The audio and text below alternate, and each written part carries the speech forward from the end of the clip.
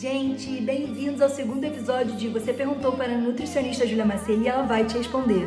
Hoje eu vou falar sobre um assunto super polêmico, bebida alcoólica. Muitas pessoas me fizeram muitas perguntas sobre esse tema, então eu decidi responder de uma forma generalizada, visando tirar todas essas dúvidas. Eu primeiro quero falar aqui que eu não tô querendo incentivar ninguém a consumir bebidas alcoólicas. Bebidas alcoólicas têm um potencial tóxico e cada grama dela possui 7 quilocalorias vazias. Vou falar agora sobre o que acontece quando você ingere esse álcool.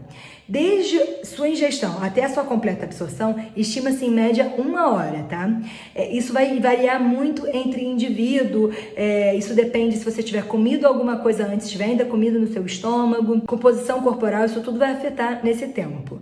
75% desse álcool é absorvido no intestino delgado, o álcool entra na corrente sanguínea, a corrente sanguínea vai levar esse álcool para tecidos que possuem água, o cérebro, o músculo e o coração, eles têm a capacidade de estar concentrando a mesma quantidade de álcool que tiver na corrente sanguínea, e no fígado você vai ter uma concentração já de 90 a 95% desse álcool, que vai ser onde vai acontecer toda essa metabolização.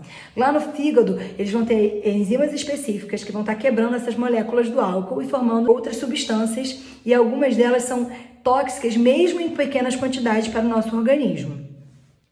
A maioria do álcool é eliminado pela urina e 5% só é eliminado via respiração, transpiração e salivação. Então, gente, não dá para você aumentar esse 5%, tá? No caso, não vai chegar saindo um monte de álcool pelo suor, como muita gente acredita.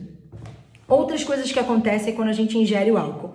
As tendências, né, são, por exemplo, cair a glicose na corrente sanguínea, a dilatação de vasos sanguíneos, certos neurotransmissores são inibidos, certos hormônios, como o hormônio responsável pela reabsorção da água, também é inibido, e ele agride todo o sistema digestório. Então, esse seria um dos porquês, assim, alguns dos porquês daquela sensação no dia seguinte de ressaca.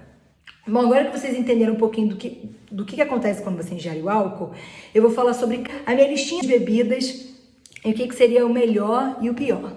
Bom, o melhor, na minha opinião, é o vinho. O vinho, ele contém menos compostos tóxicos e ele ainda possui polifenóis e antioxidantes. Alguns vinhos, eles possuem certos adicionais chamados sulfitos, tá? E aí o ideal é ler o rótulo mesmo, porque esses sulfitos, tem muita gente que é alérgica a esses sulfitos, de 1 entre 20 pessoas são alérgicas a esses sulfitos. Pessoas que têm asma também, normalmente vão ter mais ainda vulnerabilidade. Então o legal é dar uma olhada para ver se tem sulfitos adicionais, porque alguns vinhos tem sulfitos naturalmente, mas quando eles vão adicionando nesses sulfitos, muitas vezes eles adicionam de 10 a 20 vezes a mais do que teria normalmente. Então, sempre bom olhar o rótulo até do vinho. E fica aqui a dica, de vinhos orgânicos são o número 1, os melhores de todos, tá? É a melhor opção. Bom, em segundo lugar, eu vou falar sobre os destilados. Gin, tequila, vodka, whisky, esses são o segundo lugar, a segunda menos pior opção de álcool. Eles possuem um teor mais baixo de carboidrato e o ideal é não combinar essas bebidas com xarope de glicose, com açúcar. Sempre optar, por exemplo, por frutas, por exemplo, como kiwi, frutas vermelhas, maracujá, limão. Por exemplo, se for tomar uma gin tônica, idealmente ou com tônica light, com tônica zero, né? Ou com água com gás e com limão, também seria bacana. Bom, no terceiro lugar eu vou falar sobre os saquês, que são bebidas fermentadas, tá? Elas têm, em termos de caloria, elas estão bem próximas do gin.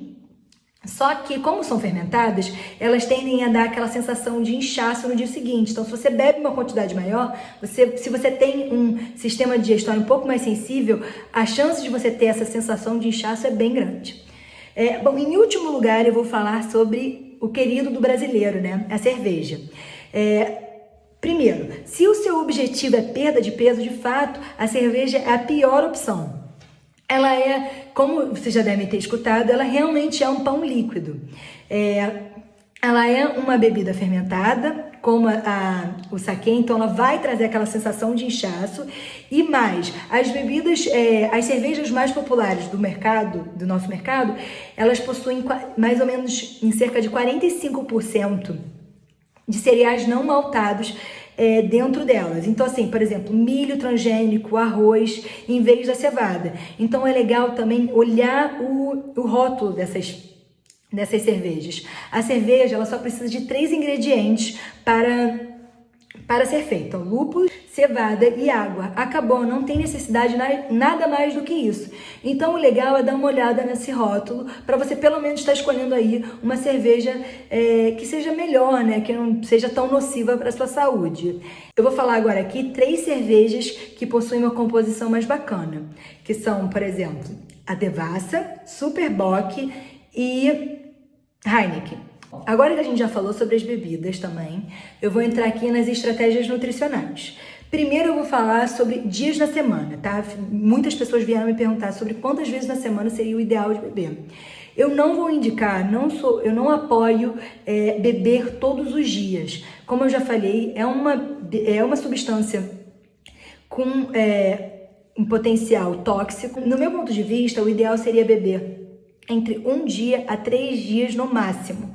Se chega aqui um paciente e fala para mim que tá com muita necessidade, que tem bebido pouquíssimo, mas enfim, numa situação mais atípica, dependendo do caso, eu até permito beber 4 vezes na semana. Só que, de fato, o ideal seria de 1 a 3 vezes no máximo. Sobre como você vai ingerir a bebida alcoólica, o ideal, gente, é não beber e comer ao mesmo tempo. Vocês já devem ter ouvido que beber água e comer comida não é o ideal. Gente, imagina beber álcool e comer. Não dá nem um pouco certo. Primeiro, quando a gente está ingerindo álcool, o nosso metabolismo, ele prioriza ingerir o álcool antes dos alimentos. Então, não só isso vai estar atrapalhando a nossa digestão, como isso às vezes vai atrapalhar a absorção de certos nutrientes, como a vitamina B12, a lactose, a tiamina, o ácido fólico. Outra coisa que acontece é quando a gente está ingerindo o álcool, né, ele acaba relaxando a gente e a gente acaba ficando um pouquinho mais propenso para estar escolhendo aí alimentos que não vão ser benéficos para nossa saúde. Então, a minha dica sempre faça um bom jantar com proteínas magras, cogumelos, tofu, sementes, castanhas, verduras, assim, um monte de verduras, saladas. E aí, idealmente, esperar pelo menos 2 horas e aí sim tá começando a ingerir essa bebida alcoólica. Sempre lembrar de estar intercalando um copo de bebida alcoólica e um copo d'água.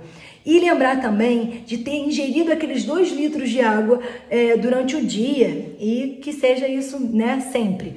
Porque, como eu já falei, a bebida alcoólica ela vai estar atrapalhando aquele hormônio que está trabalhando a reabsorção da água, então ela vai estar estimulando a desidratação. Então, gente, é muito importante estar hidratado antes de consumir a bebida alcoólica e estar se hidratando durante a bebida alcoólica. Bom, é isso. Eu espero que eu tenha ajudado vocês. Não é para a gente criar mais uma situação problemática com essa bebida alcoólica, mas sim desfrutá-la da melhor forma possível. Bebam com moderação e não bebam e dirijam.